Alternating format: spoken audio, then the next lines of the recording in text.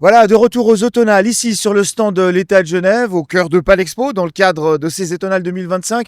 Vous le savez maintenant, l'État se présente, l'État vient à la rencontre de la population pour présenter quelques-unes des nombreuses facettes de son rôle. Et aujourd'hui, on reçoit Frédéric qui vient nous parler aujourd'hui de cybercriminalité. Frédéric, salut.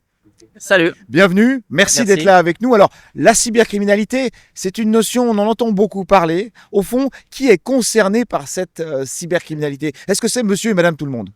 C'est l'affaire de tous, j'aurais tendance à dire. Les entreprises et les particuliers, chacun peut être au final impacté par l'un des modes opératoires mis en œuvre par les cybercriminels.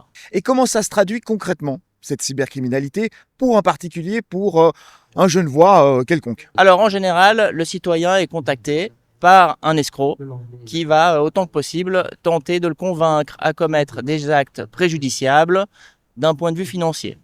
Mais il ne faut pas négliger le fait aussi que ça peut avoir un impact psychologique important. Quel est le but, au fond, de ces cybercriminels?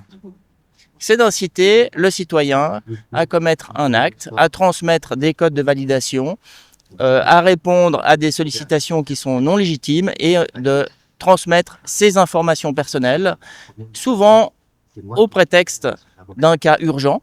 Et ces informations vont être utilisées à l'insu du citoyen. Alors pour qu'on comprenne bien, citez-nous un exemple concret, un exemple de cybercriminalité qui s'opère, qui s'est opérée et sur lesquels les gens peuvent finalement se faire avoir.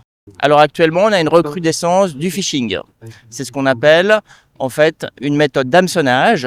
Le citoyen va être contacté par un appel téléphonique où il va recevoir un message, que ce soit par courriel, par SMS. Les auteurs vont se faire passer par les autorités, ils vont se faire passer pour une entreprise et à partir de là, ils vont convaincre le citoyen à transmettre ses informations personnelles qui vont utiliser par la suite, une fois de plus, souvent pour commettre des dommages financiers. On imagine une certaine crédulité de la part des internautes qui sont face à ce problème-là. Quels sont les conseils un peu de base qu'on peut leur donner? Alors la première chose, c'est de faire preuve de prudence. Il faut toujours s'assurer de la légitimité des requêtes qui nous sont adressées et surtout des interlocuteurs. Et puis ensuite, en adoptant quelques bons réflexes, on peut aisément diminuer le facteur risque. Bon réflexe, prudence. 2 conférences auront lieu ici sur le stand de l'État de Genève dans le cadre des Automnales. 2 conférences justement de sensibilisation, d'explication qui sont organisées par votre service. Dites-nous en plus quand ça va se dérouler et qu'attendre de ces conférences.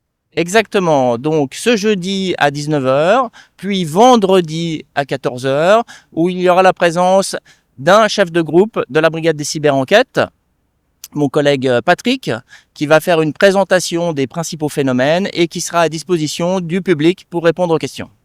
Frédéric, merci beaucoup, merci d'être venu ici pour nous parler de cette question de cybercriminalité qui effectivement peut concerner beaucoup de gens. Donc si ça vous intéresse, si vous souhaitez vous prémunir contre cette problématique de la cybercriminalité, rendez-vous ici sur le stand de l'État de Genève, jeudi, vendredi pour une conférence et puis sur les pages de l'État de Genève en tout temps pour des questions. Allez, on se revoit bientôt.